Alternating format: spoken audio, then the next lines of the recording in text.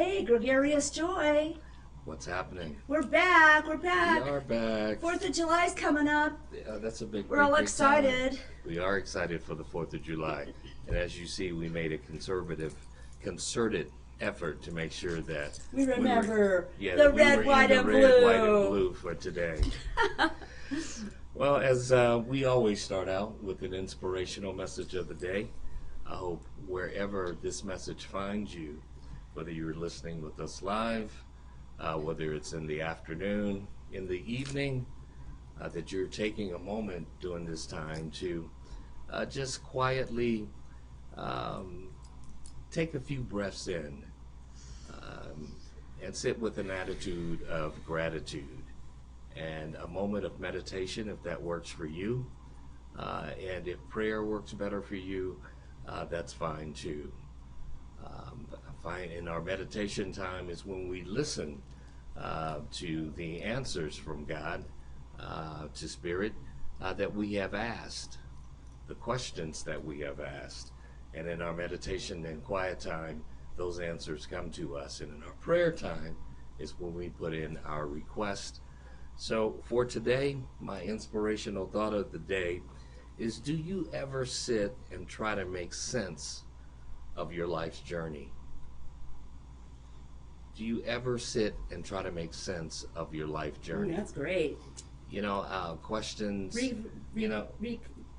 reflection time. Yes, I've got this crazy job. Do I want to stay at that job? Do I want to move to another job? I'm tired of working for corporate America. Maybe this time around I'm going to jump out and do something on my own. Or is it a relationship? I'm looking for a relationship. Maybe I'm in one and I'm not really happy. But the good news is, whatever your unknown thoughts are for today, know that God is in control. Okay? God's got you. It may not look like it at times, but it's true. I love the saying that wherever you are, God is.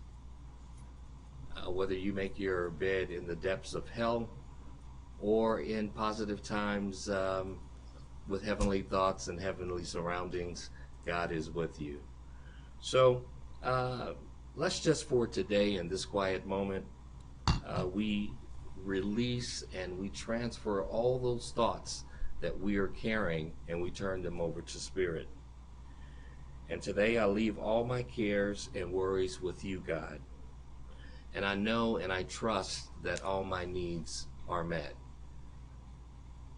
All my needs are met, whether I'm in a great home, I'm in a smaller home, I'm living with a friend. Today my needs are met. And really that's all I should be concerned about, is taking it one day at a time. Right. And I believe that all things do work for good to those who do love God. And I'm standing today on the promise that Jesus left when he left the tomb. Mary, why are you crying? Knowing that I'm leaving with you the Holy Spirit, and even greater works you will do. That's inspiring right there. That is. That would pop you out of your depression, you know, to be told that. Yes. That's very powerful. I love that. So today I breathe out all negativity, and I breathe in the positive power and the Spirit of God. Right. And so it is. And so it is. Okay. Thank you. All right. Well, we're coming up on the Independence Day. Independence Day, liberty, Always, liberty. Always had. That was one of my favorite holidays growing up. Me too. You know, Why? we used to, What did you guys do? Well, my mother was a great cook, and she was really good at it. But I had an uncle and aunt. She even catered. Yeah, right? she did have a catering business. Oh, that's great. My uncle and aunt would come out from Los Angeles, and they loved to cook. My uncle would be in the kitchen with her. So it'd be like He was the Bobby Flay. So the guy could throw down on ribs better than anybody ever met. I mean, he was really, really good. Did he hide the recipe or share it? You know, I watched him quite a bit. You know, he kept me off guard, but I got some of his good tips. You know, so There's mom's some in really the kitchen. good cooks and chefs. They won't let you really know that secret ingredient. You know, until you're not looking. Right. And things like that. But it's fun. Yeah, it is. You know, it was always a good time. You know, you could have your friends over, and mom would always make you know, some really great desserts. Vis-a-vis the strawberry cake. One of my favorites was the peach cobbler. Oh boy, and you know, you just. Are you gonna make that for me? Huh? I can't even make it for myself. It's the holiday. Let alone making it for you. You should make it. I want to try it. Yeah, that was always fun. And then on my dad's side of the family, we had a family reunion in Kansas City, and that was always a good time too. You know, we jump out of the car as soon as we got there, you know, to see our cousins. Right. And, you know, it was a great time. It was a great time. How many cousins did you have? You know, I couldn't even count. Everybody who showed up was a cousin as far as we were concerned. So it was extended family and cousins. Yeah. That's nice. Yeah, it was a good time. That's really cool. Fun time. And then the old folks would shoot. We had that too. We had 15 kids away. We had 15 kids in our of grandkids. 15? 15. Okay. And they were all around the same age. Yeah, they shoo us out from under that big, covered building tent, whatever that was, so that they could start getting their little drinky on. Oh, who did that? Oh, the older, the older crowd. Do the cocktail time. Yeah, cocktail time. My mother and father. On my dad's side did that, and the other side didn't do it too much, except for wine, maybe. Yeah, and I had an aunt who always say, "Now, y'all be careful. You know, Deacon Franklin, he doesn't drink. Him and his family. So when we come around, they try to hide. I was like, man, please. I saw that blue Crown Royal bag, okay? And I know what's in there. In the purse, right? Right. And it ain't no chump change and pennies that that you put in there. There's always someone at the family reunion who's covered in, right? So yeah, and then after that, to top it off the evening with the fireworks. So as long as they don't make a darn fool of themselves. Yeah. Right? Yeah. You have any grand memories on your side of the family talking about the 4th of July? 4th of July, yes, because in Lodi, California, hello all the Lodians, we have the, the races, the motorboat, the speed race. Oh, lacrosse? No, speed race boats. Oh, yeah. Okay, so I lived half a block from Lodi Lake, and there were speed boats that started at like 5 a.m. in the morning, 5 or 6 a.m., really early. Really, really loud, very loud. It was deafening. I mean, to be there on the 4th of July morning, half a block away, but we didn't mind because you got used to it, and then it was like, you knew it was 4th of July. It was kind of special. It was cool. We'd go over there sometimes. Some years we just stayed home. We'd always sit on our roof and eat watermelon and watch the fireworks because we were really close to the lake, and that's where all of them were done. Or we'd go over sometimes, but it's fine at home too. Got that noise relax going. At home. Yeah. Okay. And it was a blast. Okay. It was so much fun. I loved 4th of July. Mostly, I guess the food, shish kebab and watermelon. Shish kebab and watermelon.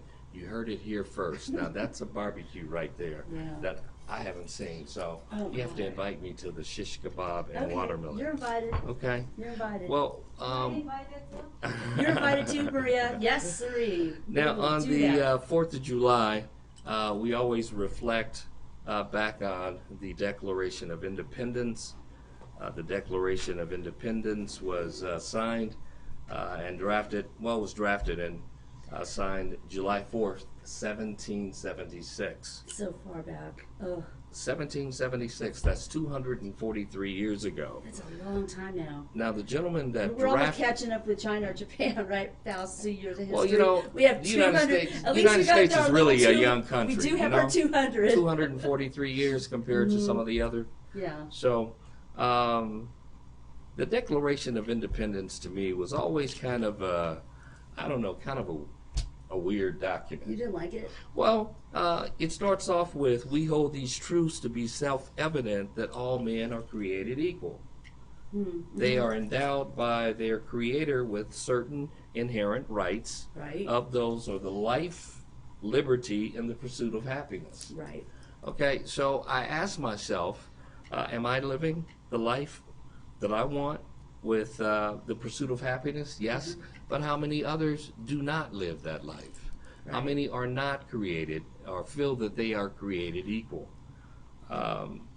interesting with I think there are a lot of people who don't feel they are created equal. Like it's in their that they say it so much yes. that it's they live it because they speak it, think it, and they speak it. It's one thing to think it, but it's another thing to speak it all the time. You have to watch your thoughts and you have to watch what you say. Yes. If you can stop yourself from saying it out loud, that's a really big step right there. Okay. That's true. That is true. Watch your thoughts. Your thoughts become your actions, and your actions become your life. But Thomas Jefferson, interestingly enough, owned 600 slaves. So you own 600 slaves. That's a lot of people. And you tell me that all men are created equal. So what happened to that part? Okay. Why were African Americans still slaves even after you drafted the Declaration of the Independence. Declaration of Independence, which we all live by. We hear it all the time. Like it seemed phony, right? Because he was not giving up the slaves. Yeah, it's that was very troubling for me. He owned 600 slaves. How long did it take him to give them up? I mean, Well, let's say when the Emancipation Proclamation was signed, he only freed 7 of his slaves. So I don't know what happened to the others. 7? But 7 he gave freedom to. Whoa. But the thing that was really interesting to me is that when his wife Martha died, he started having sex with one of his slaves. Thomas Jefferson had sex with one of his African American slaves at the age of 14. And at 16, she bore his first child. So his 5 kids, he has 6. He had one with Martha. He has 5 other kids with a slave, and her name was Sally Hemings. That's a lot of kids with her. Yeah, so and he you started having. He was very in love with her. Right. So it's for me kind of reflective of today's politics. You say one thing to our face, but you're living a total different lifestyle. Yeah. Your actions. That was a radical guy in that day, right? To be doing that. Yeah. I mean, it was like when gossip hit the Inquirer, it was hot news, right? Right. And when it first came out, he denied it, and it was fake news. Oh, and then it took a donkey 100 years to travel back again, and 10 years back again to, tell them, oh, it is true. So gossip just, didn't travel as fast back then. Right. Well, that's the part that really troubles me with the Declaration of Independence and the whole 4th of Wait July. a second. If it had been the internet back then, I think that more people would accept interracial relationships earlier if there'd been the internet back then. Okay. Don't you think because people would say, oh, he's one of our founders of our country, and he's accepting of a culture, completely accepting this person and loving them and not worrying about boundaries, or putting boundaries. So it might have broken down the boundaries a lot faster if things like that had been known earlier. Could be. But along with our all men created equal, I wanted to reflect and talk a few minutes about the incarceration rate of America. We have the highest incarceration rate of any nation in the free world, in the world, period. Wow. We have 2.1 million people in prison in the United States, and they're typically brown and black. The majority of them are black.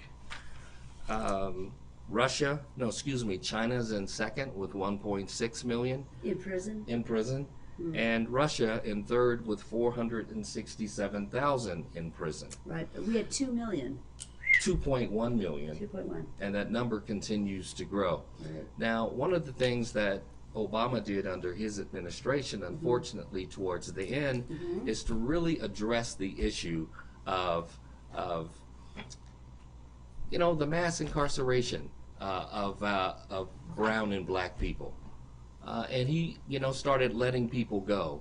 And he really challenged the for-profit prison industry. Right, and which there to is. imagine there totally that a corporation is making money off of incarcerating people is mind-blowing to me. That seems like while at the same time you tell me that all men are created equal and have these rights, but yet they really don't.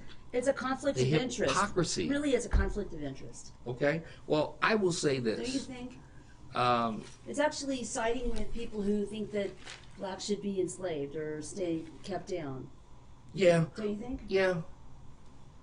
Well, yes. But if you look at the breakdown of prisons in this country, Louisiana is number 1 in holding the most inmates. Oklahoma is number 2. Oklahoma, that's where Alabama is number 3. Kansas. And Arkansas is number 4. So the majority of Texas did have a lot of incarceration as well. But still, you know. They did have a lot of But again, right? More troubling things for me because the incarceration rate in this country went up under a gentleman who called himself the first African American president. And, you know, we really took a liking to this guy. I liked him. Yeah, he came on stage and, I don't care what other you know, people said. on the Arsenio Hall show, playing the saxophone. You know, this is our boy. He hangs out. He sings gospel music. He loves Aretha Franklin. Oh, you're talking about Clinton. I'm talking about Bill Clinton. Oh, I'm sorry. Bill I thought we were Clinton talking about Obama, but incarcerated Clinton, more African Americans under his time as president than any other president. I wasn't that hot on him, per se. Okay? Like and his wife Hillary called African American men predators. Okay? So when did she say that? Oh, she said it the first time in 1996, That's pretty major.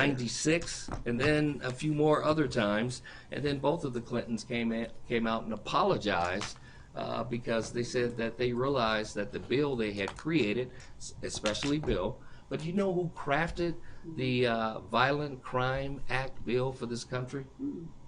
It was Joe Biden. Joe Biden and Chuck Schumer created the what was the bill? Hold on a second, I got to get my notes. The Violent Crime Bill was introduced in 1994. Is that the 3 strikes you're out, or? And then became into full gear into 1996. So 3 strikes you out. That sounds about the right time. Yeah, that was Bill Clinton. 3 strikes you out. That was a big new thing. Yeah. So what was the implications behind all that? Did that help or hurt? Well, he said, look, you know, the government, you know, we don't want to build more prisons.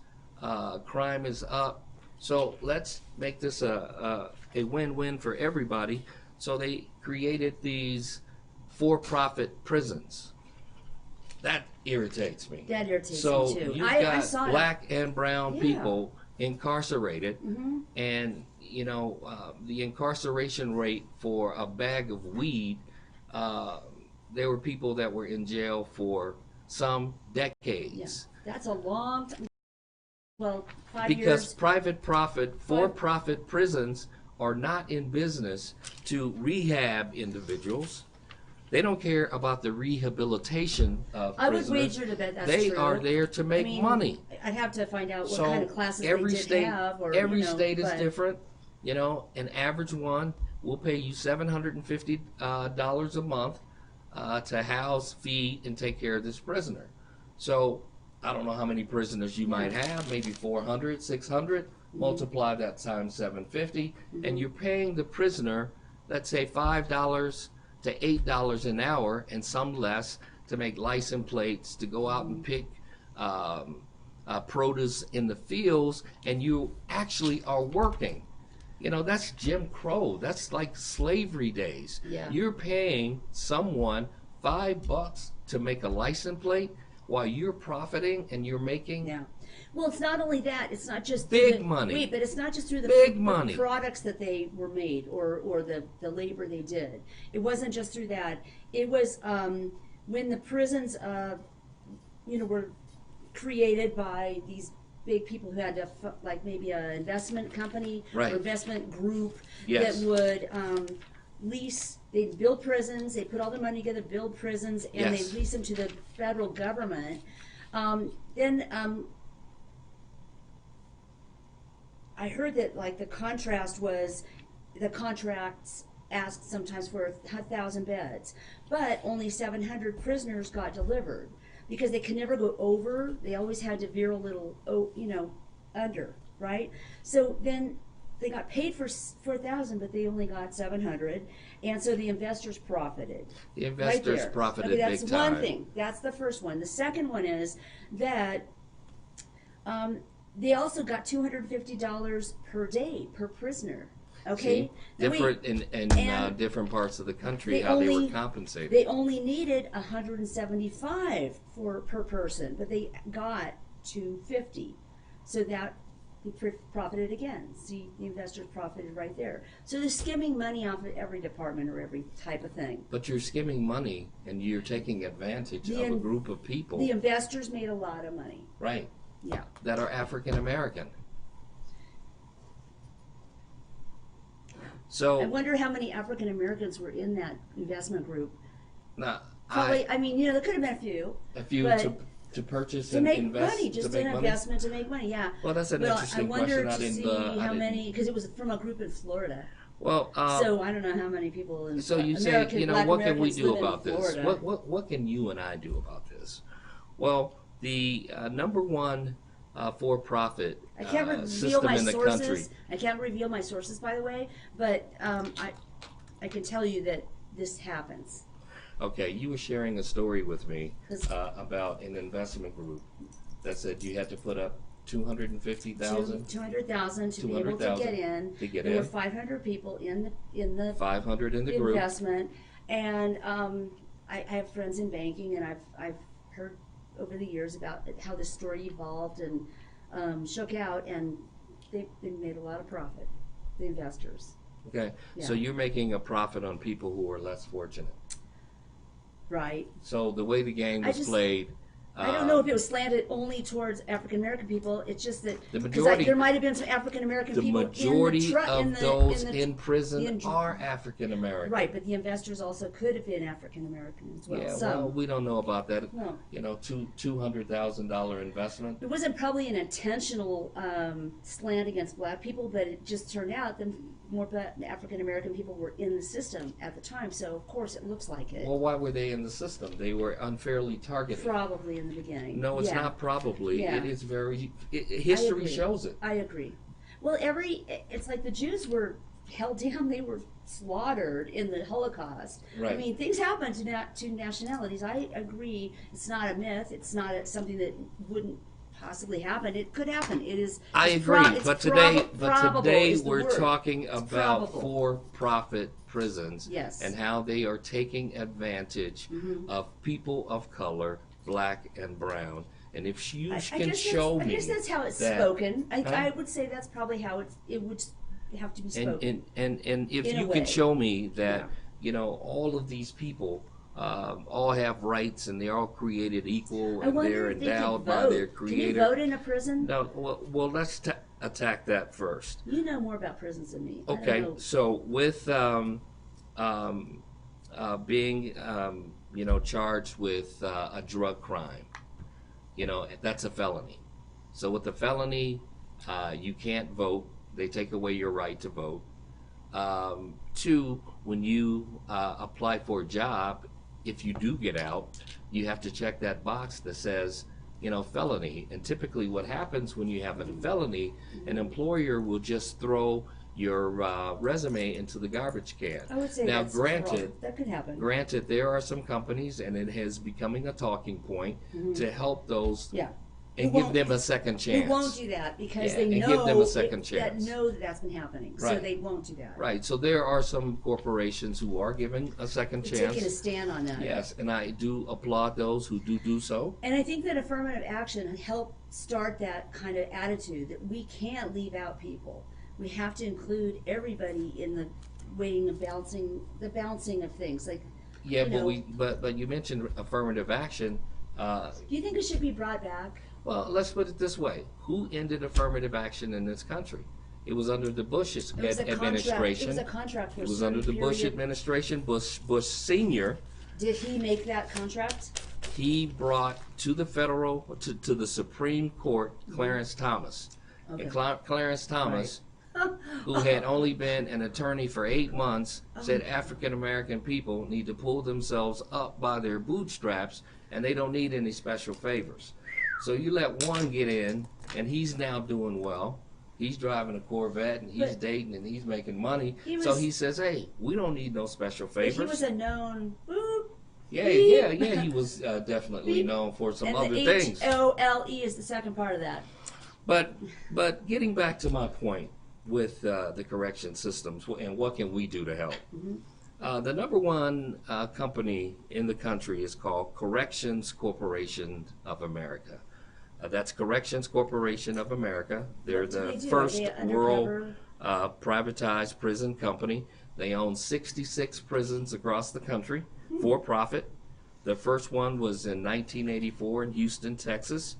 Their second deal was in 1986, where they put in a bid and won $250 million for a 99-year lease on the prison system in Tennessee. So for the next 99 years, we own your prisoners. They work for us. That's a lot of years. Still slavery. How many years was that? Okay, there is a comment. Some are free, some aren't. Some get their green card, then some don't cause they got family already in Canada, but some had to work for some stuff in Canada. So I would say it's equally for both. It's equally for both. Yes.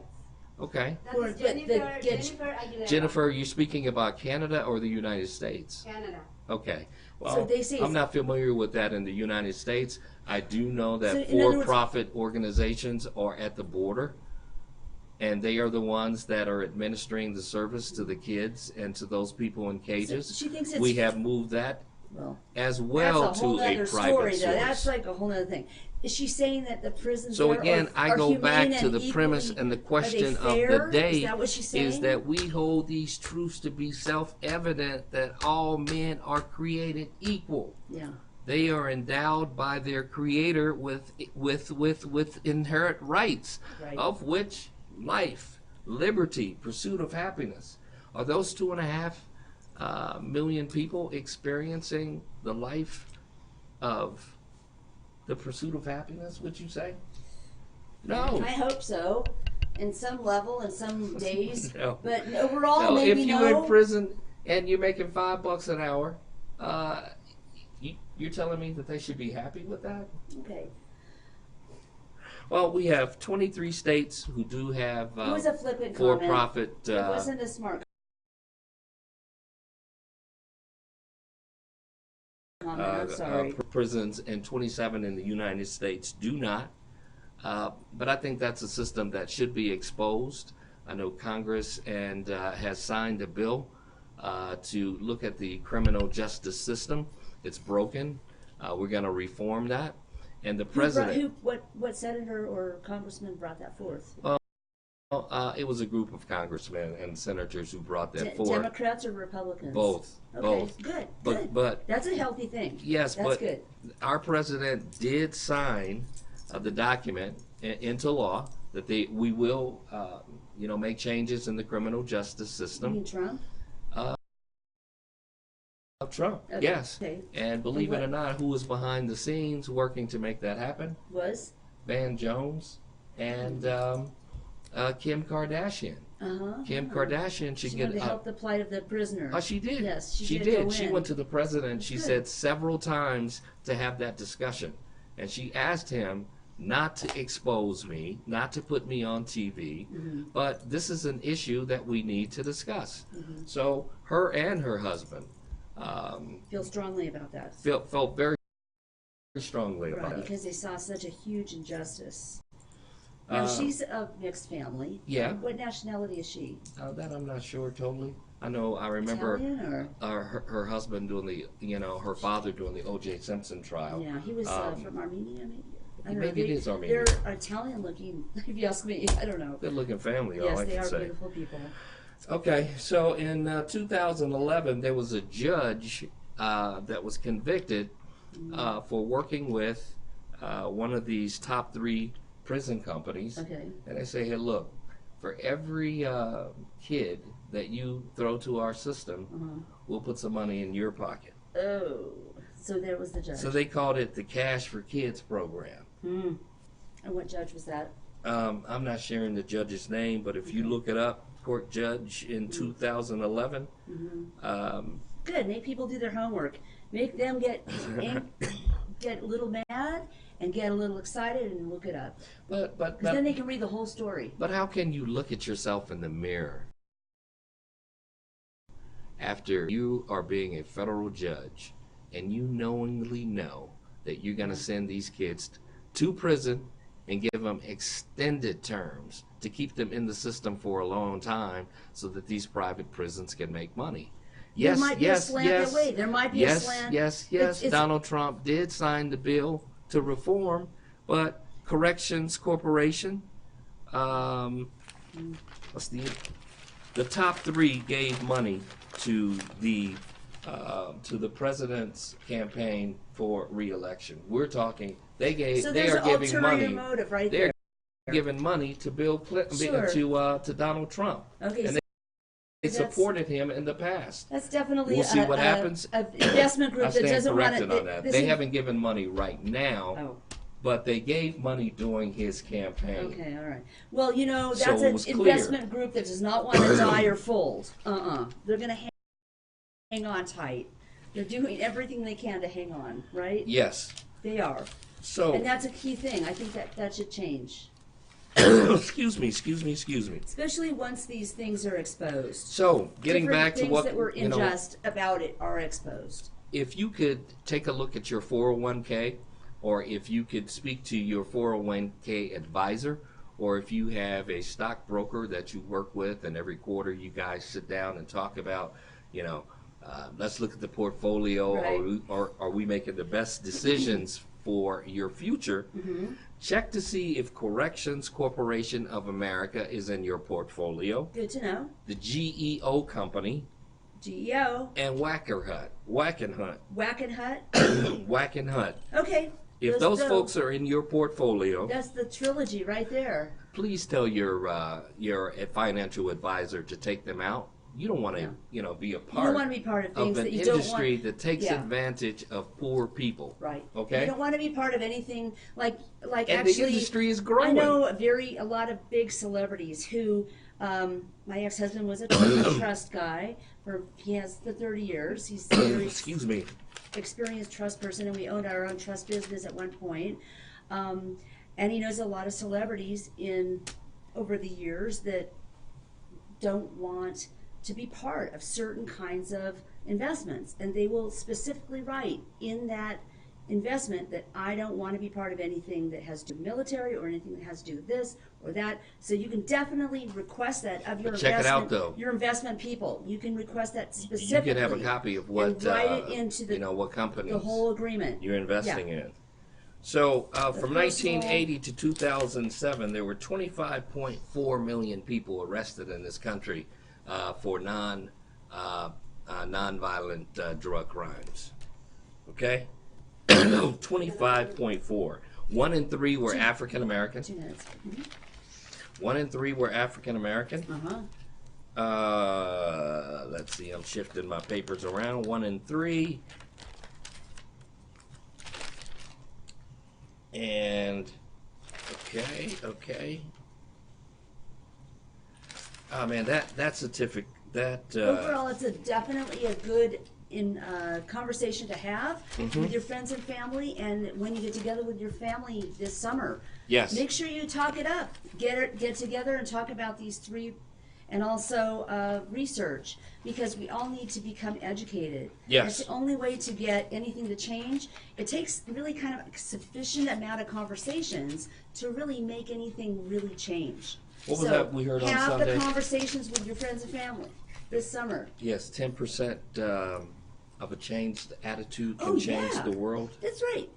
That's what we heard in church this last Sunday. That if you have 10% of the public believing something, it will change it. So be part of the 10%. All right? Very important. Good to know. Okay. Well. And words to live by.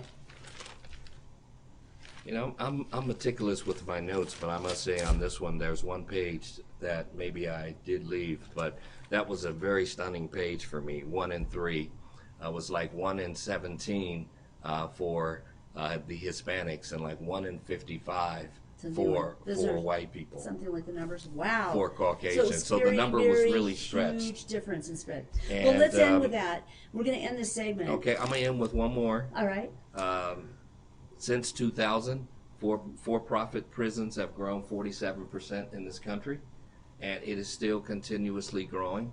And what they're doing now is targeting neighborhoods. So they're doing marketing of your neighborhood. So racial profiling. So type thing we in know the that, neighborhoods. and LeBron James talked about this. You know, he had to walk and catch a bus all the way across town. So how many kids are in this neighborhood? How many will graduate from high school, you think? So let's say 30% don't. So that we know that we can count on our for-profit prison. We're going to target that 30% because we know that they're not going to graduate from high school, and they're probably going to end up selling drugs. Don't think that way. Well, don't think that way. The That's thing not that is right. going to save us all is the legalization of marijuana. If we can get that law and passed, prison reformed. That will make a big difference. That will take care of prison reform. Yeah, because you know they so what they don't fill their prisons anymore. Well, they probably shouldn't have banked on like an investment that'll last forever, because it's not going to last forever. Right. These things play out. Okay. You well, know? I've talked enough on that. Shout out to Kevin Barnes. Kevin Barnes, what's going on, Kevin? Kevin flies for Airlines. Yeah, he does fly for the airlines. He flies for Southwest Airlines. And also Bongo Bobby Thomas. What's up, Bongo Bobby? What's going on, my man? Like that name. I do like the name. Is he a Bongo friend of yours? Yeah, he is. He's from my hometown, so he's good people, man. He's Conga people. Shout out to you, Bobby. Thank you very much for reaching out. So we're going to end on that topic with the incarceration. Right. And liberty for all. Liberty and justice for all. Is there liberty for all was the question. That's the question of the day. Is there liberty and justice for all? Happy 4th of July. We'll be back in a couple minutes. Yeah, we're just going to take a little break. Hang tight. All right. See you back on Gregarious Joy. Socialmediashows.com.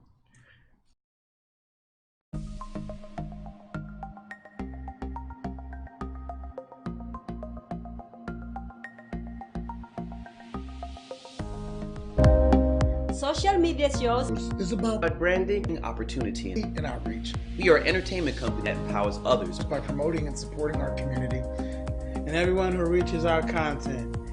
Here on social media shows, here we're a family. We are family. We are family.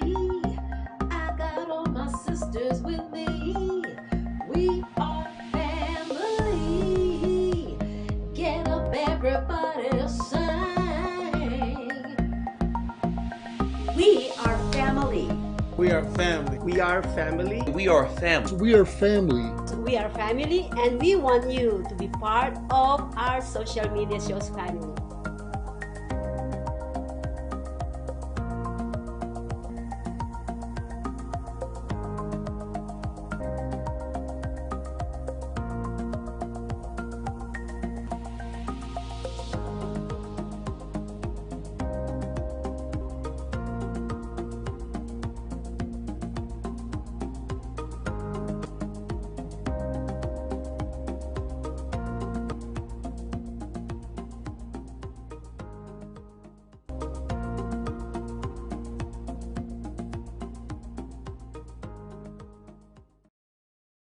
Live streaming on social media is the best new way to interact and bond with your community. Do you love to encourage, motivate, and empower others, but you do not know how? Well, your opportunity starts with us on social media shows. We have 20 shows a week live streamed across the globe,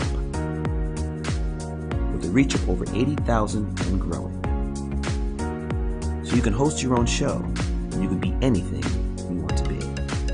So let's bring the community together, and let's bring the world to you. Join us now.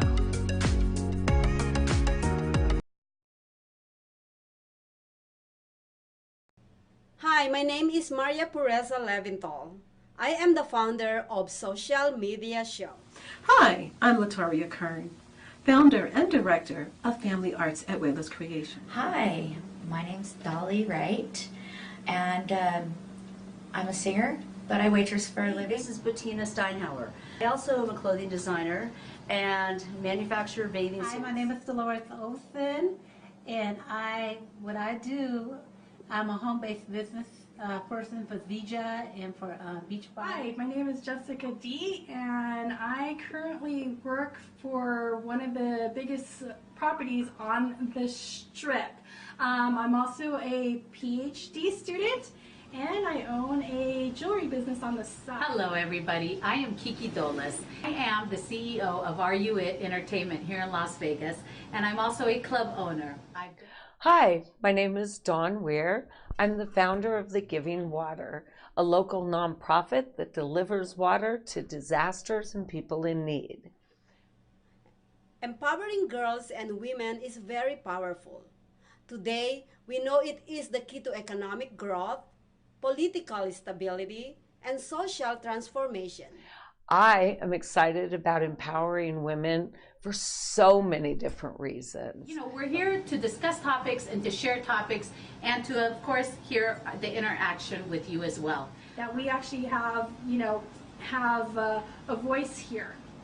Women should stand for their rights and just reach out and just let people know how they feel. And I'm hoping, since we are 52% of the population of the world now, we can start changing the world for it to be a better place.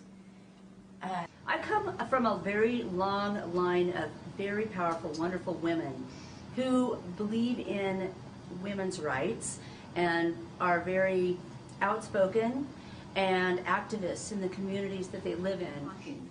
To bring certain subjects and certain subject matters to the forefront, get you thinking about some things, and to find out your opinion. Is your opinion like ours? But most of all, to make women stronger and love themselves more. Because when you love yourself, it's easier for someone else to love you more. So, I want to invite you to come and watch Honeybees. Honeybees. Honeybees. Honeybees. Called Honeybees. It's Women Empowerment Show. Women's Empowerment. A women empowerment talk show. Women Empowerment. Honeybees Women Empowerment. And I am here to empower women every Tuesday at 3 p.m. On Tuesdays at 3 o'clock. Every Tuesday at 3 p.m. Every Tuesday at 3 p.m. Every Tuesdays at 3 o'clock. Tuesdays at 3 o'clock live. And I ask you to join us every Tuesday, 3 p.m. on Social Media Shows Network, and let us bring the women together in a small but powerful talk. See you there. We've reached the age of live streaming on social media shows. You may ask, we're already ahead of the curve, so why do you need to advertise with us? Well, only 8% of the businesses in the US are using digital advertising to grow their business. That's 2 percentage points short of reaching critical mass, which will lead to faster results. We have 20 plus shows with a reach of over 80,000. We'll give you commercial ads, website link, and connections to nonprofit organizations. So get your brand ready for digital monetization, for we are looking for sponsors, which will bring more traffic to your business and ultimately mean more sales. So let's bring the world to you. Inquire now.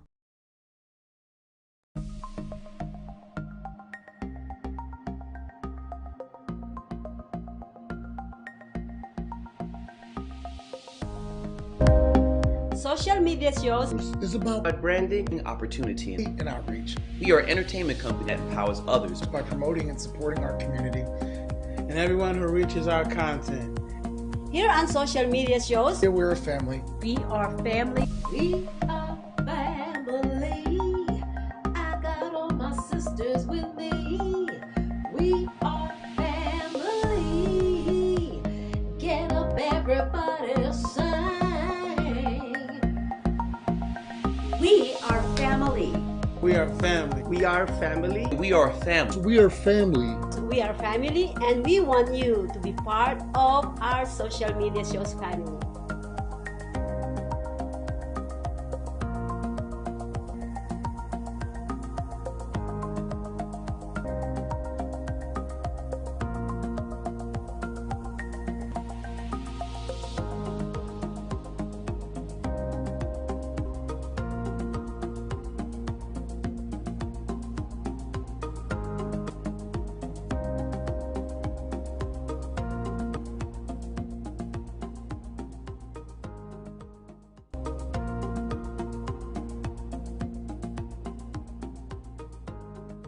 Live streaming on social media is the best new way to interact and bond with your community.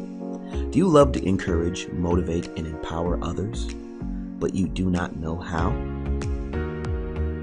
Well, your opportunity starts with us on social media shows. We have 20 shows a week live streamed across the globe, with a reach of over 80,000 and growing.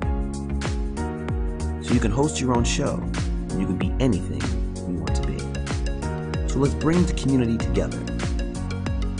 We've reached the age of live streaming on social media shows. You may ask, we're already ahead of the curve, so why do you need to advertise with us?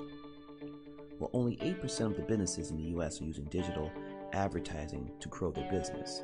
That's 2 percentage points short of reaching critical mass, which will lead to faster results. We have 20 plus shows with a reach of over 80,000. We'll give you commercial ads, website link, and connections to nonprofit organizations. So get your brand ready for digital monetization, for we are looking for sponsors, which will bring more traffic to your business and ultimately mean more sales. So let's bring the world to you. John is an employee at one of the most famous firms in the city of New York, so his job is very hectic, and he realized that it is necessary for him to go and finally take a vacation. But he went on a vacation without planning out the details, and wasn't able to truly enjoy where he went because he had to think about so many things that he didn't plan for. Instead of enjoying his time away from work, he came back with more stress that he was not able to take full advantage of his vacation. But this year, a coworker suggested him to try World Ventures this time to make his vacationing more enjoyable and less stressful. They do not require you to plan anything outside of your transportation, which is also available at discounted rates. Your stay, your transport, and many meals are planned by the club. John liked the idea very much. He tries World Ventures, and his experience with the club was amazing, as he made many friends there with whom he had a great time. John recommends that everyone should try this club, as they are the best in business. See how the VIP-vacation-club.com can give you the right experience without all the hassle. Enjoy the VIP experience that only World Ventures provides.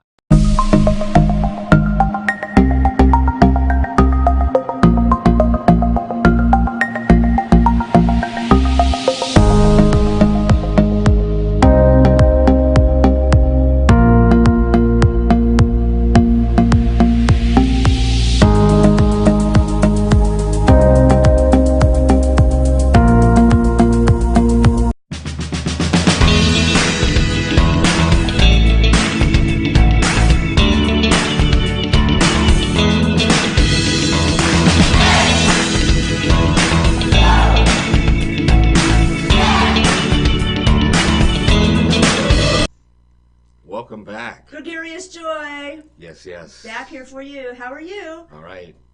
Before you suck on that rib bone or go to that parade, ask yourself that question. Okay, what's that one question? Are you feeling endowed with the Creator with certain inalienable rights? Anyway, that's go the ahead. deeper question of the day. That's the question of the day. That deep question, we're going to have to leave that for a second. Let it marinate, all right? Let it marinate. It's marinating. Okay. And there's a reason why I'm bringing this up.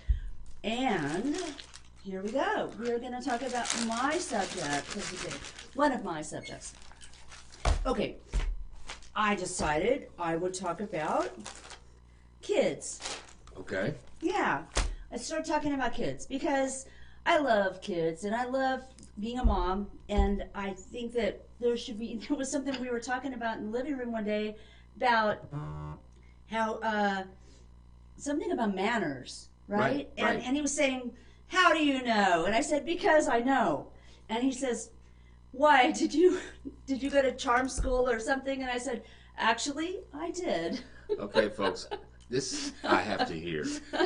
Charm school.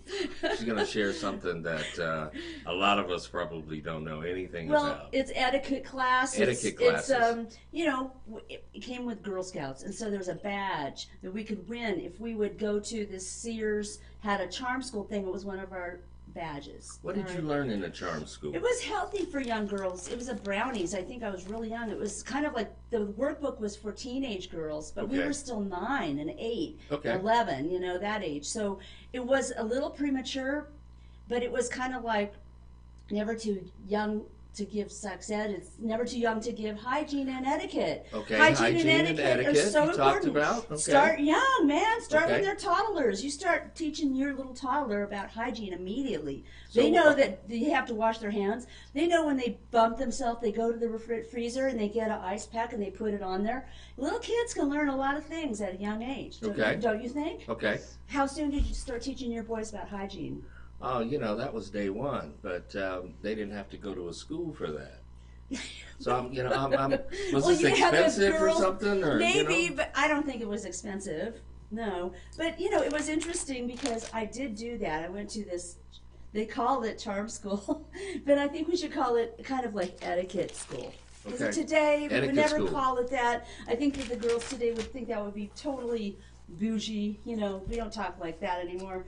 So, well, I don't know what you call it. Should. But finishing school is definitely a known. Maybe we should have more finishing schools. Yeah, there's a name for, as finishing school people do know what that means. Like if girls, for instance, are going to be a quinceanera, they're going to get a little training from grandma and from the aunts how to act and be at their quinceanera, how to act in that big dress, how to work with that big dress and the whole ceremony. And then when there's a coming out party, you know, say a sweet 16 or something for someone, whether you're wealthy or whether you're middle class or whether you're poor, you're still going to have some sort of celebration for coming of age.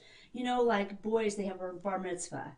Okay. It's a big deal in Jewish, you know, and bat mitzvah for the girls. And Tell us about that experience. The bat mitzvah for the girls is just as important as the guy's bar mitzvah. It's a coming of age. It's learning about the Torah, but then things like this, things like etiquette, kind of because you're with your group, your peers, you're learning, you're growing, you're getting the signals and all the information you need as a young kid to be a young teen and a healthy, happy, successful young teen. You're getting all that info. Okay. And whether you follow it or not is another story. But I think that, you know, when you have, say, for instance, you did at college, you had that big dance or something where they went down the, you know, the red carpet, and it was kind of like fancy and everyone was announced. Right. What was that called? That was a homecoming. That Spike Lee did that, you know, stood out in my mind. I had to share that experience with her.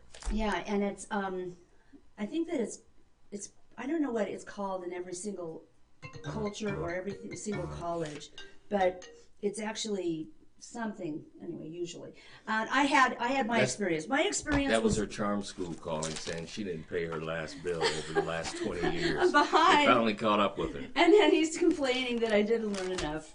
You know, I've been trying to get out of her more specifics about what she learned at charm school. The kinds of stuff that they taught. Okay. All right, here we go. Did they teach you how to pull your pants up, or did they say it was for the acceptable boys to have them hanging down? They didn't have. See, I was only on the girl side. Okay. But I'll tell you, if they had it for boys, oh yeah, I think that the young boys, even at say, you know, toddler, like on 5 years old, 6, they're all into sports at that age. You know, t-ball and starting to, but. You don't have your pants hanging down over with your butt showing. You get peer pressure from all the team, you know. So I think athletes kind of keep it a little cleaner. But then kids who aren't into sports, they're just at home doing silly stuff with their cousins and brothers. Okay, so tell me your biggest takeaway. I know the girl side. I don't really know. Your biggest takeaway about charm schools. That made someone sitting out there listening say, you know what, I'm going to send my kid to charm school. I know how to eat. table manners. You know how to eat. Table okay? manners are I very think we important. all know how to eat. I know, okay? but we're talking. So we're how talking does that with make you a better style eater? and have knowledge. You don't have to eat like you learn from the school, etiquette school, all the time. But if you were in a very expensive restaurant or a very formal dining experience, you would want to know what happens when somebody does this. Okay. And what happens after somebody gives a toast for someone. Okay. There's toasting etiquette. That's pretty well known in the business community, and a lot of business people take that training as a young in their 20s. You know, if they're going to be going overseas, they're going to be doing, you know, work international business. They have to know a lot about etiquette, because you can't have, in China, you can't have your boss's chair any higher than yours. His has to be the highest chair, or you will be, you know, thought poorly of. It's bad. You can't put your feet. Some things. And when you're standing, Asian, you can't put your feet towards them. You always put your feet out. So it's a respect. Okay, you can't sit higher than your boss's chair. Yes. So I can't sit in a high chair. Or and put the legs, anything, the feet, you put can't. the phone book underneath. You can't go pointing your feet at them. You know, that's like an aggressive Okay. move. Maybe, I don't know. It's more. Okay. It's more appropriate. Apparently, there's books on this. Okay. I mean, maybe we'll bring one another time. But anyway, that's business etiquette for every nationality. There's a lot of different mores. Well, you know, I've been kidding you about this topic I would ever say since. table manners with children, also hygiene, how often you should wash your clothes, how often you should change your clothes, if you should wear clothes again or not. I'd say don't. Veer on the, but then again, some girls change their clothes 4 times a day. So that's, you know, you don't want to wash all those. Just spritz them with some Febreze, Okay, you know, or well, something. But you know, I've been kidding her about this charm school washing, ideas since she first brought it and up the way as a you wash your potential topic. hair, how do you wash your hair? There's But a lot of weird I must little- say, and I send a shout out to Joe Brown, Wichita, Kansas. I was a member of the Botillion. What's that? You were part of a charm school for guys. Okay. You were. Okay. Oh, I love it. You were part of one too. See, you know, I knew. Joe There's invited something. us to her home, and How old were you? I was a senior in high school. Okay, that's good. And you know, she had a long table in the living room, and she had the forks, the knives lined up. You know, the small fork, the salad fork, the meal fork, you know, the knives, the glasses, the wine glass, the regular glass. Right. And the dessert spoon. yeah, the dessert spoon. And we're sitting here at this table, And 4 glasses, right? Wine, and water, for wine. the majority of and us, after dinner drink. this was our first experience with having a layout like this. So What did you say? You know, Joe had instructors, and she said, okay, now if there is a cocktail, like a shrimp cocktail, that's as good. an appetizer, How do you deal you know, with you that? pick up the small fork and you go through with that. Right. If there's a salad, Start on the outside and move in. start on the outside and move in. Right, that's exactly. Key. You know, you had that middle fork, that's your salad fork. The long one. The middle size fork. Oh, middle. And then the long fork was for meats. Yeah, is your dinner your fork. main dinner, yeah. Okay, so, you know, Right. you know, we talked about toast and, you know, where to fill the wine glass, the whole bit. Yeah, and also what happens if a woman and a man pick up their bottle? Well, pick up your bottle. This is the proper way to toast, my dears. Man's glass, I know it sounds kind of chauvinistic, but Tell it us. is above the woman's glass. A man's glass is always slightly above the woman's glass when you toast. It's just a tradition. Don't take it personally like it's, you know, misogynistic, although, you know, whatever. If the shoe fits, but, you know, it doesn't fit in this case. Okay. Anyway, All and right. then what about if I gave a toast all about Greg? Mm-hmm. Sit down, we're eating more. Guess what's supposed to happen? What? You are supposed to return the toast to me later on. I did not know that. That's a truism. Okay. Yeah. All right. Something about me later. Well, I talked about the event at Joe's house. Mm-hmm. You know, I What happened when you were over you know, there? went on to Morehouse College and But shrimp cocktails are kind of tricky because they can yeah. get all over. Yeah. And certain foods are tough. I remember going to a function when I was in D.C. Mm-hmm. and working on the Hill. And the plates were, you know, just like Joe had it set up. You know, the forks were there, the knives were there, Mm-hmm. the glasses were there. Mm-hmm. And after having that experience at Joe's house, I felt pretty comfortable. You felt better. And there were, probably about 20 of us at this dinner, and there were 2 other African Americans in the room. They're kind of like what you don't know, you don't know. Like Okay. you didn't know that maybe you Can didn't I tell know. my story? Go for it. Okay. So, they started bringing the bread out. They brought the appetizers out. I was comfortably picking up my fork, and salad came. I went to the next fork. Dinner came. And after the dinner was over, we were in the bathroom, the 3 African Americans. We were, just hucking it up a little bit. And one of them said, "Dude, I'm so glad you were here. I was totally confused." And they were watching you. He said, "I'm watching you the whole time. When you picked up the little fork with the appetizer," I said, "Oh, okay." Franklin came through for everyone. Yeah, but you see, it came from home. Home teaching, home training. Was that your aunt? Who was that? No. Joe was, a great figure in the city of Wichita. Her husband, Joe, was on the Board of Education. So she had a passion on education. Especially, well, that's education. Yeah, she was really good at it. And her husband, Dr. Brown, was a physician. So they were very well known in the community, happened to live 2 blocks from us. Shout out to Dr. Brown, passing every day. You taught him great. He's quite fastidious. And the young lady that's it's a good thing, I guess. I forget the name of the show. I don't think it's the Today Show, but she's African American, real short, cute girl. That's Joe Brown's granddaughter. Oh. So is it The Talk? Is it the show The Talk? No. It's not The Talk. It's one of the morning, talk shows. Okay. No, it's just Morning Blend. No. Today Show or something to that effect. Okay. So those experiences, never take them for granted, right, because you never know if you're going to be caught in a situation like that.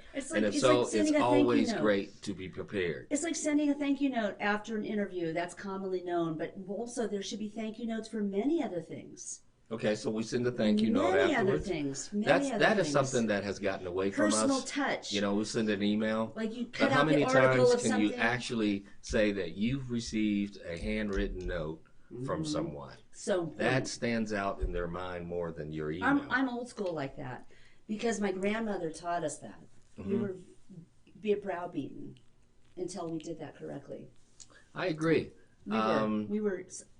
Eventually, some days I'll talk about my sales experience, but I learned bits and pieces from each one of my mentors with each company that I was with. Did they all believe in that personal note thing? Well, because email has become more accepted. Yeah, but there was one guy who really enforced it. He didn't enforce it, but he suggested it strongly. He said, if you want, the average guy, he puts in a forecast, he's probably going to get 15%, or 10% is the common he'll hit 10% of that goal, or 10% of that forecast. But when you send a thank you note, your up to what? Your rate goes up to like a 33%. Huge. So I said, That's what like the heck? A huge jump, actually. And he said the top 1% will do what the other 99% won't do. So when you say I'm going to give you 200% or I'm going to give you 210%, he said no, it's just the extra 1% or the extra 2% that will get you over the hump. So that's what I started doing after my sales calls, and I wasn't even prepared to go down this line. Really? But this is fun though. I was sitting in the lobby of the hospital. Etiquette. I had cards in my bag, and dear Mary, thank you for taking the time. I appreciate the opportunity. You write before you even went into the appointment. No. After the appointment was over. Right afterwards. And I had a book of stamps in my bag, and I would put the stamp on, and you go to the little store where they sell, the goodies. Do you have a postal box? Oh, yeah, he comes by twice a day, sugar. I'll take that for you. And you mail it right there. It's done. So when you leave, you don't have to think about it anymore. Right. You already know you did the right thing. And okay, actually, now, Princess Di used to do that, but she would make all her thank you notes out the day before. Okay. She'd see people, which is kind of like, if something happened special, you'd have to add a little bit. But she would do that, and apparently she was known to put it in the mail the very morning after she saw people. And it was always such a refreshing one day flat, they'd get their thank you note. Well, that's a good idea, but the only thing I don't like about the day before is I tried to capture at least a sentence or two from the day, from our discussion. Yeah, because it makes you feel like you care. Right. Right. Not only did I care, but I was listening. Exactly. You know, what's the most important thing to you on this project? Right. And for you to put that in writing, want to make sure that we stay focused, or I stay focused on point A and B that you shared that is most important to you. Now I'm sending that to you in a handwritten note. Right. Okay. So you know that you know. So when I call for the next appointment, oh, it's Greg. Oh, sure. Yeah. Put him through. Greg, you listen. Did you write that? That was the nicest card. And you got some good handwriting. The guy has beautiful handwriting. Okay. So you're doing something that the next guy is not going to do. You know what? Not that many And the whole men, name of the game is to be remembered. I want to say now, something. if you're in sales, that's the name of the game. You have to be remembered. Okay, that's key. Yeah. I love that. That should be one of your major points when you're sharing your sales seminars. Yeah. I'm sure it's a whole chapter. And his handwriting is so beautiful that I would not forget it. That's how pretty his handwriting looks when he really tries hard. You know, it looks great. Well, you know, it's funny. I had parents, fortunately for me, that were very involved in our school system. It pays to not have doctors' handwriting. Little elementary school. Shout out to Little Elementary. I think Kevin Barnes, you went there too. Did you learn how to write? But it was in the 3rd grade. And Did you win the award for the best handwriting? Wait a minute. Will you let me tell my story? Okay, go for it. Okay. For open house, they posted all your work around the room. Oh, nice. So your mom and dad would come in and spend a few minutes in your classroom, and they would look to see, what you had done in English, or, your report and what you had done for art. Right. And they would have your name on it. So my father came along with my mom and saw my 3rd grade work. He came home, he said, look, this is the last time I'm going to let you embarrass me, okay? You will learn how to write, and you will learn how to write properly. Do you understand? Whoa, he threw you on the carpet. Oh, he did. He did. He went fisticuffs with you. Right there. Those are fighting words, man. Went back to the English class. Yeah. We went through the basics. That A had the cursive, and then the small A. I went through all of that. You showed him. Okay. When he came back the next time, he said, "Oh my God, that's really good." And the teacher said, not only was that really good, but we voted him the best handwriter. What are the odds? Your dad really motivated you in certain ways. I'm just a competitive guy. That's He's a competitive guy too. You give me a competition, I have to be first. Stop! Oh my gosh, yes. So anyway, long story short on that, if you can get some exposure to, really refining your son, your daughter, and preparing them for the real world. Etiquette, very important.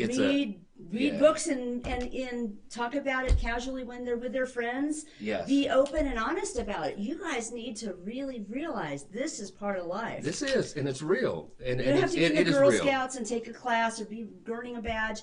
That could be the thing. And it doesn't have to wait till you're quinceanera until 15 years old. That's kind of late. That could be the thing with you getting an appointment. A promotion and not getting a promotion. Absolutely. There was a guy that I worked with. He was very, very, very smart, very bright guy, but he had poor. Like doctor's writing, typically. That kind not of only was his writing bad, but his table etiquette was bad. He would, back in the day, he called it light bread, which was white bread. And he would take the brown edges off. Oh, just like weird thing. And just put the white bread on the table. And he took his napkin from out of his lap and put it on the table and had the brown edges sitting here. That's what you do alone in your bedroom. You don't do that in front of people. No. Right. You don't do that around anyone. I could have laughed it off, but I saw him go to the John. I went to the John behind him and I said, "Look, bro, I don't mean no disrespect, man. I like to see you move up." I said, "Dude, don't peel your bread and leave those brown, rinds so you're like being the big brother, right? Sitting here on the table like you're that, being man. The big brother. The big boss is looking at you, and he says, "Can I send this guy to one of my $1 million customers and tell him to go to lunch?" You're not sure you can trust this dude would probably embarrass me. You know? Because he does some weird stuff. But anyway, you know, we got off on a tangent on that. Yeah. But speaking of, like becoming disciplined and, yes. and you know, having your every part of you disciplined and you know, some knowledge. Yes. I wanted to share another thing that is something I started to. We're all ears. We're about to go though. We're going to take a 2-minute break, couple minutes break, and then I'm going to talk about tonal therapy. Tonal therapy. Yeah, it's for it's in the health department, and we're talking about enrichment and health for your body. So it's tonal therapy. I'll talk about it in a few minutes. Okay. All right. Cool in the gang. See you in a little bit. Okay. Bye from Gregarious Joy. We'll see you back in a few. See you in a minute. Listen, check it. Try to feel a bridge, instead I burn it down. Oh, I tried to lift him up, but found me beaten down to the ground.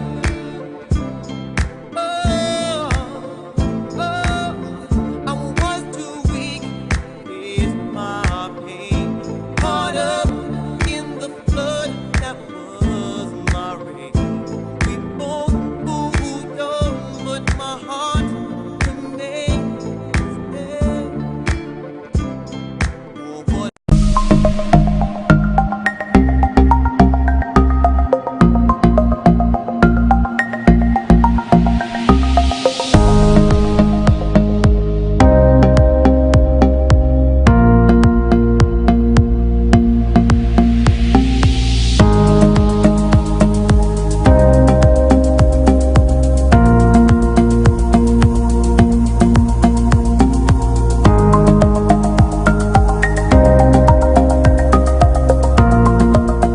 We've reached the age of live streaming on social media shows.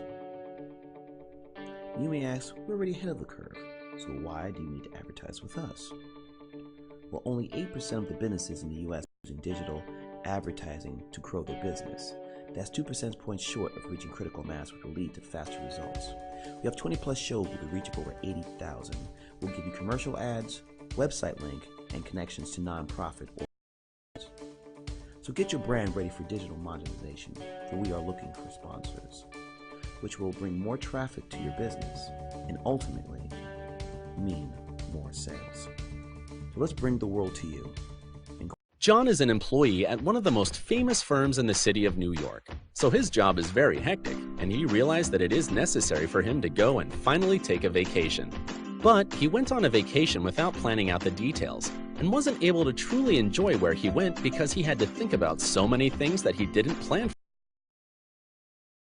for. Instead of enjoying his time away from work, he came back with more stress that he was not able to take full advantage of his vacation. But this year, a coworker suggested him to try World Ventures this time to make his vacationing more enjoyable and less stressful. They do not require you to plan anything outside of your transportation, which is also available at discounted rates. Your stay, your transport, and many meals are planned by the club. John liked the idea very much. He tries World Ventures, and his experience with the club was amazing.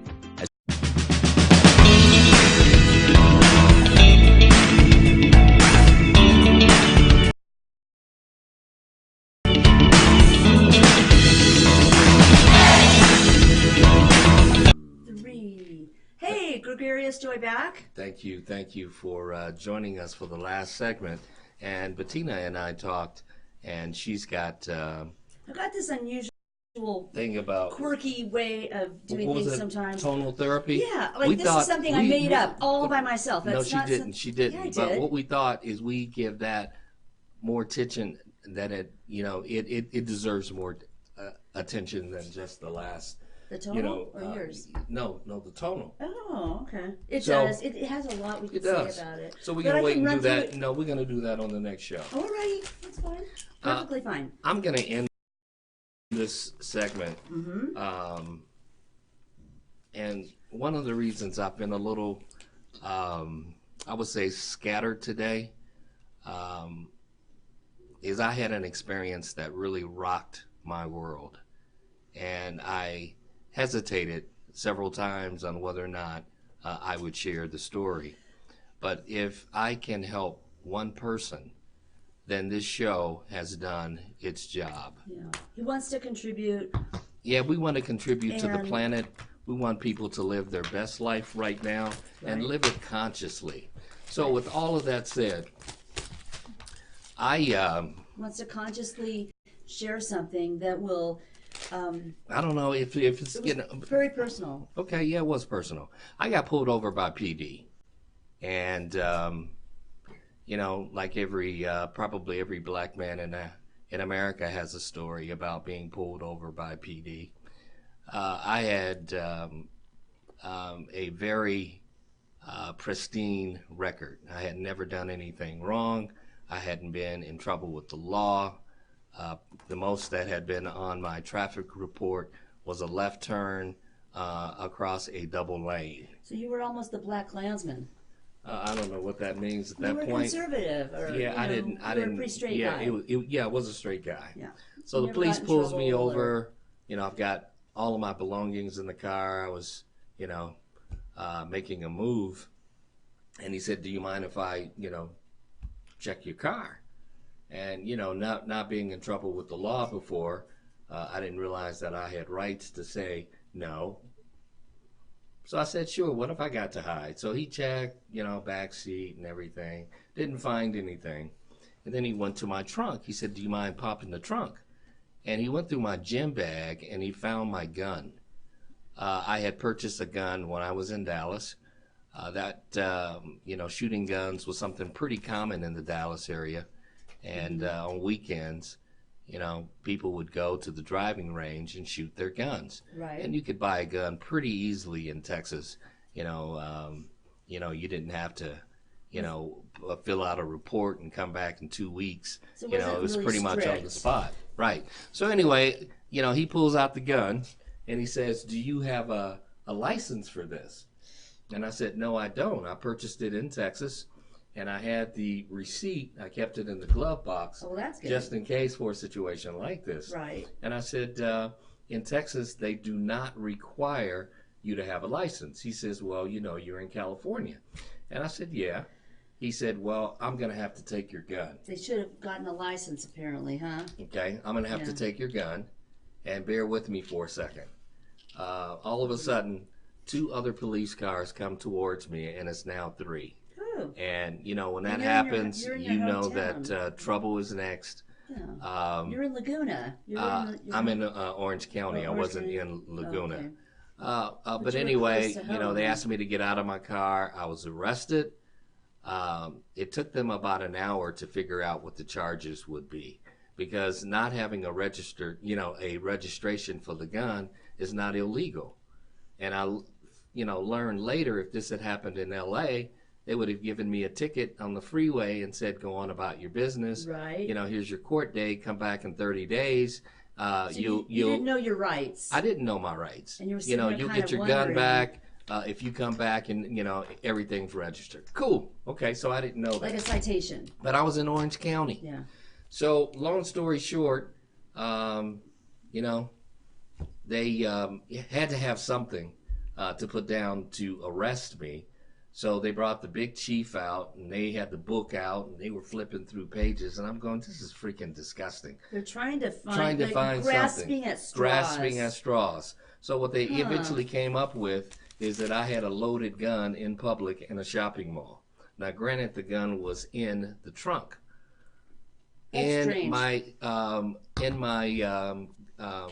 gym bag. Right. It wasn't in the front seat Right. loaded inside a shopping mall. So anyway, long story short, I get arrested. And they take me to Santa Ana. And dude, I'm telling you, when they opened up the gates, my heart was beating. I mean, this is your worst nightmare. This is not something you expected to have happen that day. When you Right. woke up in the morning. And this is like 10 o'clock in the morning. I get in, and he's like, hey, man, up against the wall. And he says, you know what, man, this ain't no joke. I'm not going to tell you one more time. You've been the Up president against of the wall. your associations in your neighborhood for a long time. And Right. you've had positions of authority in your community. Right. And participated, you know, in sports with your kids as sports, and you've been involved. and it's just like mind-blowing. It's something that you never thought you'd experience. No. So I go to jail, and I'm in Santa Ana, and I'm sitting here, and it's now 11, 12.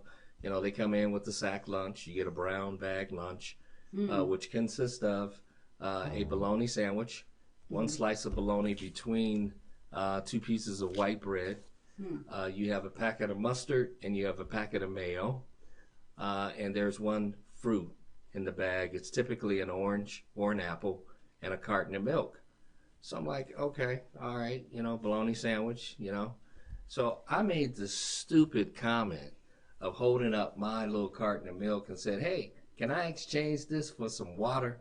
Can I get a bottle of water? And everybody in the cell, must have been about 12 of us in this holding cell. Uh-oh, what happened? And they were like, who is this, Opie Cunningham? They laughed at you? Yeah, they all laughed. Oh, man. Bottle of water. You got, like, you see that scene? People in They the had cell. a drinking fountain, and the drinking fountain was full of orange peels and spit that people had, spit into, No etiquette. There was they no didn't etiquette. know their etiquette. You're in jail. You're in jail. They didn't have Okay, their police so, etiquette, their jail etiquette. My name became Opie Cunningham. Oh, So, God. okay, cool. So, finally about 3 o'clock, I get that you got one phone call. So they take me out, and I go up, and, God puts the phone out. You got one call to make. So I make the phone call. And I'm asking a personal friend if they would rescue me. Right. And I asked 3 times in 3 different ways. Now, this is a person that's very close to me, okay? And the answer in all 3 was no. And then finally, my minute was up. It was the only phone number you had memorized, right? So it was one of the only few that I had memorized, and day. that's a person I just knew I could count on. Yes. So anyway, he took the phone away and said, okay, go back. And 5 o'clock, they were opening up, and one gentleman, he, was able to go. He was just, behind a few payments on his child support. Right. And, I stepped up and I said, what about me? Right. He said, your situation has changed. You're going to have a seat. So I'm thinking, my situation has changed. Now, the officer told me, it was 2 female officers and 1 male. Yeah. She said, listen, don't sweat. You'll be out by 5 o'clock. There's nothing on your record. That's why it took us so long trying to build a case, okay? Right. You'll be out of there at 5 o'clock. So they breathed hope into you, like, no big deal. Right. And then... At 5 o'clock, I didn't get out. So... It was a shocker. It was a shocker. So, it gets to 2 o'clock in the morning, and Ronald Gregory Franklin, please. So I step out, and, it has now been changed to an assault with a deadly weapon. That I made an attempt to shoot and kill a person, and this person described me, and I was like, that was what? Somebody that you had a little something with. I was going to shoot and kill them? That was the statement. So things changed. So okay? that was a big shocker. So, I had to do the thumb print. So this I had wasn't to really do the picture. Somebody who's I had coming to do through the side you weren't coming view through picture. as a friend. You weren't really coming through as a friend. I was booked. I was given my number, and I had to hold this number while they took a picture of me. Okay, people use the word surreal very easily. This was not a surreal moment. This was a humbling moment. For once in my life, you were just perplexed. You not only perplexed, but it's like, react. You're black in America, man. You felt really part of a big group. I was humbled. I mean, here I'm living in a gated community in Laguna Hills, and now I'm in jail? Are you kidding? So I went back, and about, maybe 2 hours later, the 12 of us, no, we're down to 11 now because they let the one guy go, and we're all asked to, take off our clothes. So all of us are lined up butt naked. Oh, that must have been fun. And then we had to bend over while they do the cavity search. More fun. And, I'm just like, this isn't happening to me. Sorry about it. And then thrown an orange jumpsuit. Okay, you got thrown an orange jumpsuit and you got thrown a plastic bag. Now, in the plastic bag, you're going to put the clothes that you came in here on and everything that's in your pocket and your shoes. And they tell you, you won't see this again until if and when you get out of here. Shoot. So, orange jumpsuit. Dude, You look good in orange? I was beside myself. Orange is the new black was the deal, huh? No, that wasn't happening at that time. You know, I couldn't find a funny moment in all of this. So, 4 o'clock in the morning, we're now walking down the hallway. We're handcuffed to go to the cell. So we get to the cell about, a little after 4, and you would think you were going to a party. They all jumped up, the lights came on, and, these guys knew each other. Hey, I knew you'd be back. Oh, what you in for this time? Blah, blah, blah. There are a lot of regulars. Blah, blah, blah. Yeah. Returning. And even the prison system is segregated. Blacks Oh, in the Orange County jail, Mm-hmm. You have to be in jail for 48 hours before you can actually be before the judge. And you would hope it's not on a Friday because you got to now spend the weekend in there. Right. Okay, so on one side of the jail were the Filipinos, the Vietnamese, and the other side was black. And there's probably only about 6, maybe 8 Filipinos in there, but the majority were us. On that day, there were just no other nationalities. It was the most bizarre experience I ever had. Right. And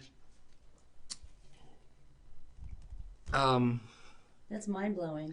I start telling the guys what I was in for, and they kept saying, oh, you'll be out of here, you'll be out of here. And, they really don't have a leg to stand on with this case. But I, the big guy came and he said, we're going to have, you're getting out of here. So everybody's like, yeah, later, the Opie Cunningham thing, I had went from Opie now to Reverend Run because the guy said, one of the guys said, forget that Opie Cunningham, he's in here with us. He looked like Reverend Run to me, so I went from Reverend Run to Run, okay? So, as I stated earlier in my inspirational message of the day, even if you're in the depths of hell, because God is with you. You did motivational speaking at that time. Yes. And even though I was in a bad place, to be put there, I felt the spirit within me saying it's going to be okay. Right. So you went to church and you did motivational speaking there in the prison, right? For other guys. You got me mixed up with some other guy that you've been, messing with that you probably helped get out of the system. They found out that No, they didn't. No, they didn't. Before. So they take me out, and everybody was saying, later, man, preacher, it's gonna be all right. So they take me downstairs, and I'm thinking that I'm now getting ready to go. And then they take 4 of us, and this was the most frightening part of the whole experience. Mm-hmm. They put ankle handcuffs on. They put the regular wrist handcuffs on, okay? And we're now walking out towards the bus. Now, the bus is the one that you see going down the freeway when it says corrections, and it's got dark windows. Right. Man, they put me on that bus. I was in the first seat. You sit on the seat. They, your hands are handcuffed. Your ankles are handcuffed, and there's a hook in the floor. Ooh. So they hook. Oh, man. So they lock. Put a lock around your ankles double. They lock you down. And have a lock so just in case somebody does decide to try to get out, we're going to get this bus. We're going to ambush this bus and get our homeboy off. Think again. Wow. There was a lock on the floor. They're not fooling. And they closed the door, and there was a lock on the seat. There's only one passenger per seat. And then you've got this door that they've built on the bus, and they put a lock on it. It was totally black. I couldn't see in. I couldn't see out. I had no idea where I was going. It felt like a 3-hour bus ride. It was probably only 30 minutes. Did you have an attorney? I will get to all of that. All right. So, man, dude, it was frightening. It must have been horrible. It was. So when I got off the bus and I could barely walk, I'm now thinking, that song by Neil Diamond, We're Coming to America. But this isn't the way that I expected, in America. I started really kind of, I don't know, what's the word I could use? Internalize my Kunta Kinte. When Kunta Kinte got off the first ship in the 1600s and came to America, The roots. and said, "What's your name?" "My name is Kunta Kinte." Whack! "Your name is Toby, boy. Your name is Toby." So I get inside and they say, "Hey, look, you have been moved to a federal holding cell, okay? Where you were, that was just for misdemeanor. You're now with the big leagues, okay? Right. Your name is number 08135, and you will respond to that when we call your name, okay? So I don't have a name now, I got a number. Yeah, that's scary. Okay? That's like So I'm Toby. That's like the Jews had the number on their Toby. arm. Okay? Yeah, same thing. Mm-hmm. So, I get into, and there's a big barracks, and there's rows of bunk beds. And again, they separate in prison. Are you going to tell that story about that guy? The skinheads were in with the blacks Yeah. and the Hispanics. Okay? There was only one other black person. He gave me the top bunk. And my only question to him is, "Can you sleep in here at night?" And he said, "With one eye open." This was the most frightening experience I've ever had in my entire lifetime. And I am grateful to God that I can tell the story without weeping up. It was horrible. I'm glad I was in there for 25 days. 25 days. And when you line up to go to dinner or breakfast in the morning, like I said, it's still segregation. The white boys would go first, and the skinheads. The blacks a lot of little things that happen. the blacks would go behind the whites. Mm-hmm. The Filipinos and Vietnamese would go behind us. Oh, okay. And the Mexicans will always last. Oh, really? Always last. Hmm. Okay? So you go in and you sit at the mess hall to eat, and you get this tray with powdered eggs, a piece of toast that is not buttered on either side,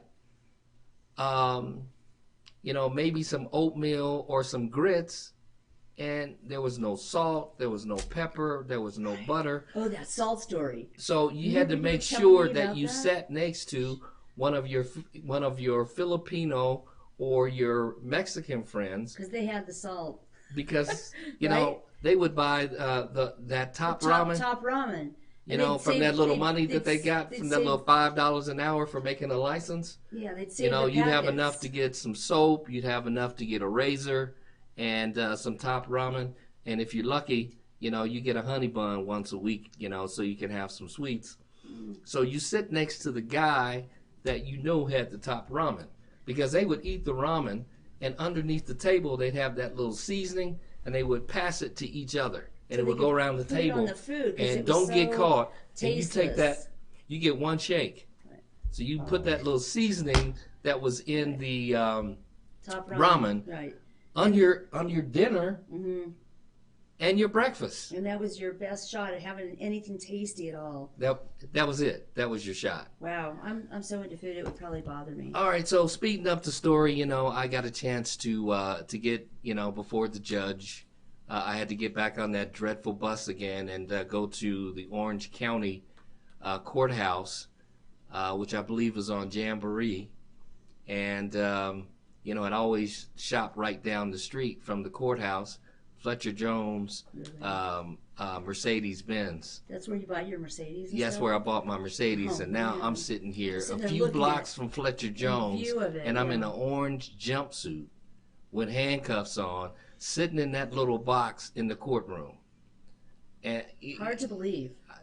it was It's like Talking Heads. mind-boggling. Talking Heads, that song. You might find yourself So, in your living room. You may find yourself in an orange jumpsuit suddenly. So I'm sitting here in this box, and they go through the motions. Sir, this is so and so case number whatever, Franklin versus, and then all of a sudden, an attorney walks in, a female, and she says, "May I have a few moments with my client?" And the judge said, "Who is your client?" And she said, "Ronald Gregory Franklin." And they said, "Is he present?" And I stood up. She said, "Your Honor, may I have a few minutes with my client?" So they opened the door, let me out, took my handcuffs off. She took me out into the hallway up on the second floor. She said, "Mr. Franklin, this is very serious.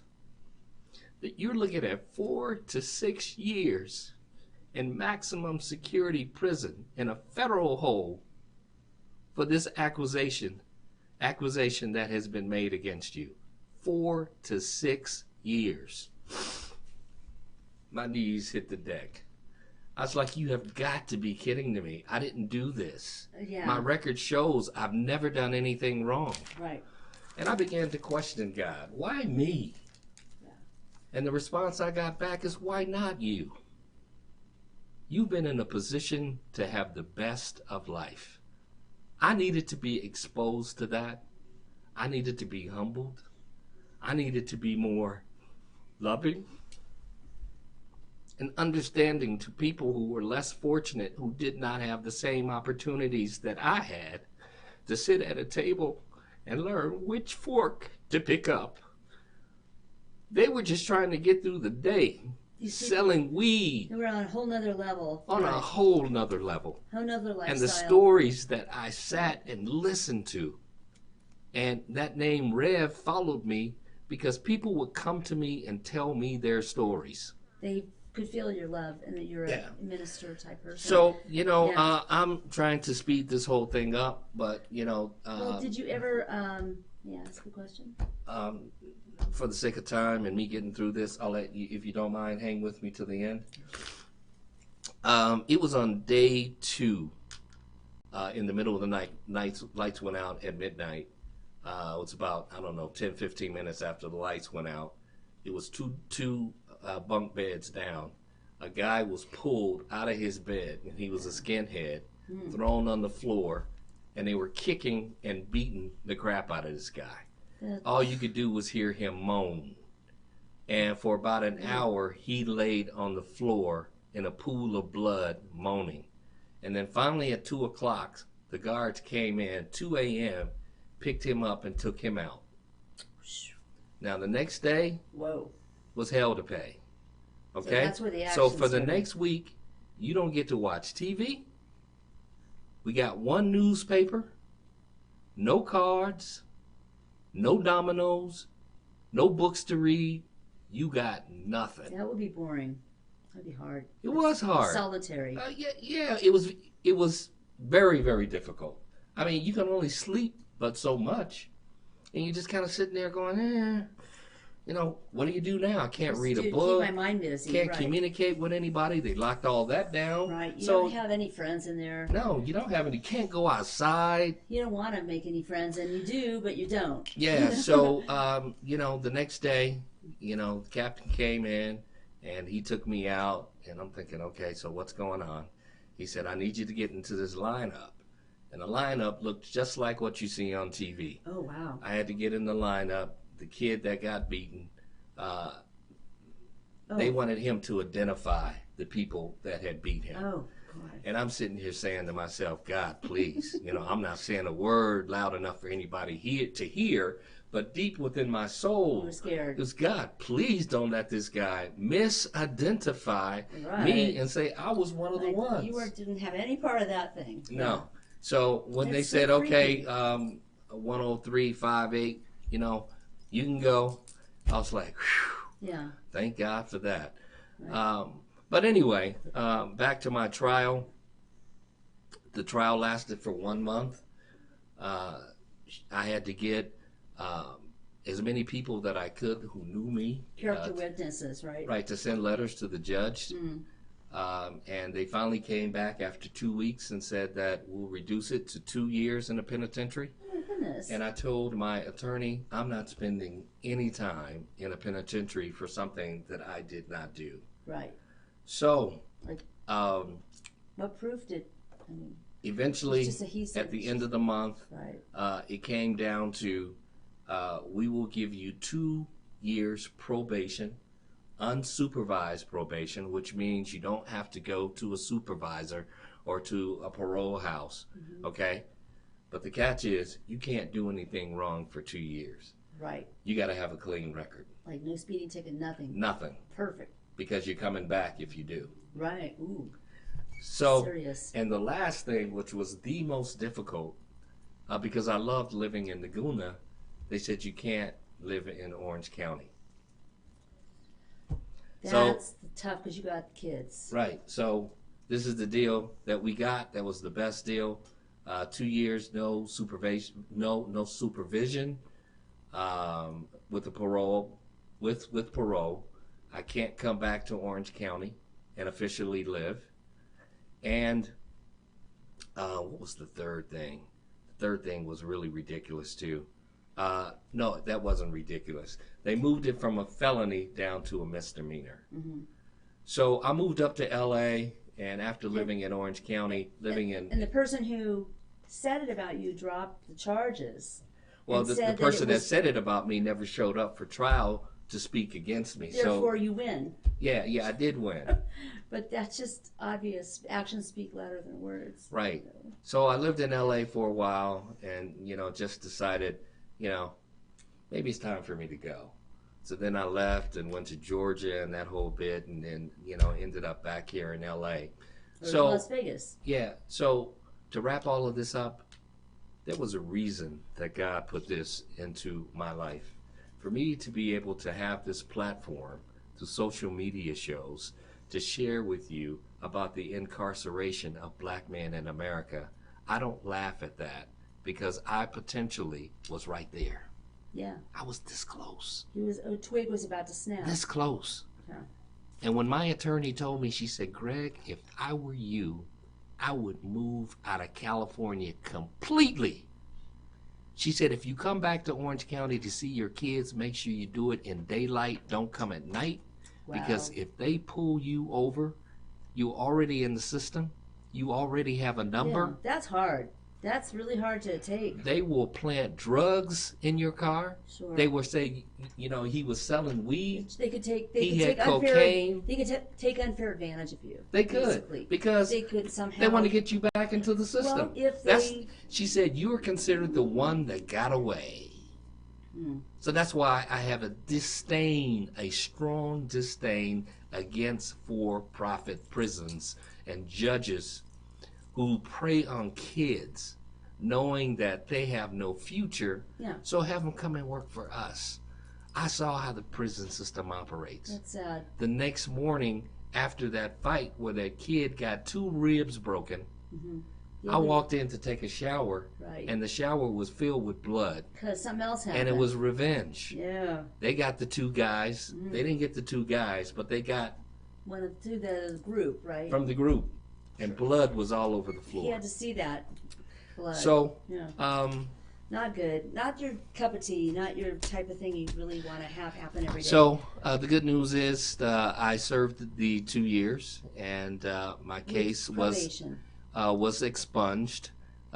Expunged meaning I had to pay the fine of $250 to have it removed from my record. But it was dropped. It no longer shows up. Yeah, it was moot. And it's a moot point this point. Now, I can move back to California, but there again, when I called my attorney, she said, Greg, it's off your record. But that number that's been applied by your name, that's still out there. Okay? So it doesn't necessarily mean don't come back. Don't make them plant something on you. So you're feeling uncomfortable, or she's feeling... No, I don't feel uncomfortable because I know that God is in charge, and God is the source of my supply. Okay? That's been expunged. That's out of my life now. Did you ever contact or have contact with the person that made this happen? No, I've had no contact. None whatsoever. That's interesting. Yeah. I do my forgiveness work. I just have chosen at this point not to do it face to face, but I ask for forgiveness for them in prayer. I ask for forgiveness with them in my writing. I do too. And,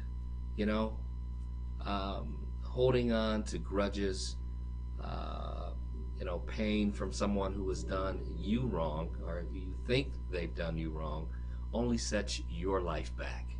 You don't want any more pain going forward for them or Good you. doesn't come into a place that's cluttered with hate. So let it go. Mm-hmm. Let it go. Mm-hmm. This experience has turned out to be an helpful one for me, that I can share this story with you on social media. So I love it. I appreciate you sharing that. Thank you. And I know it was a big deal, and it's a big deal to me too. It's a very personal story, and it's wonderful. It's rich and satisfying to hear your whole highs and lows with all of it. Yes. So as we end our show, always saying, I pray for you. I pray for me. I pray for you. Yes. And we're all part of God's family. God's family. And we're all a part of the social media family as well. And also we say, let there be peace on earth. And let that peace begin with me. Take that with you today. And on this joyous 4th of July weekend, celebrating with fireworks, your family, your friends. But remember that Declaration of Independence. We hold these truths to be self-evident that all men are created equal. Let's hold that vision that all men are created equal. Amen.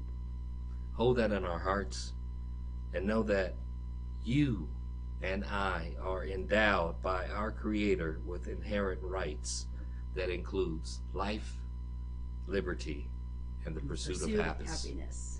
Go in peace, my brothers and sisters. Nice to see you all. We'll see you next week from Gregarious Joy. Thanks for tuning in. Bye.